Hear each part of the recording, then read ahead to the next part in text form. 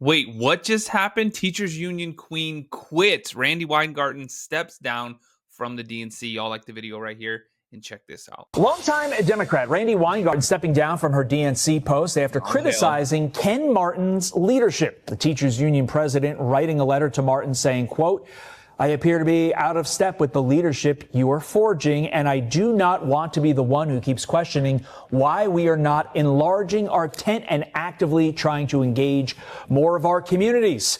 Former Michigan gubernatorial candidate Tudor Dixon joins me now. And Tudor, for those that don't know, Ken Martin now runs the DNC. He had a little battle with his vice chair, David Hogg, and David Hogg's now out. Randi Weingarten's out.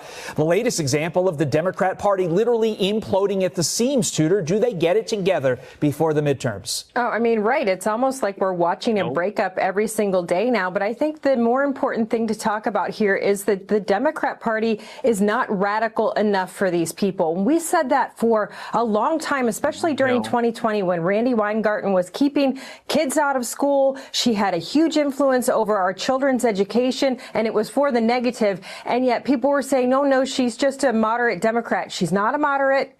David Hogg was not a moderate. David Hogg was ousted because he was trying to primary Democrats that he did not think were socialist enough. This party is breaking right now because it's not the moderate old Democrat Party. They are moving towards socialism. And when she says she wants to include other communities, they're not American communities. And that's the problem. The Democrats don't want, they see why some of them see why they lost in 2024. And Randi Weingarten doesn't want to hear about it. David Hogg doesn't want to hear about it. And we may just see the party completely break apart. Okay, so you're an expert in politics. Which one of these sides wins out in the end?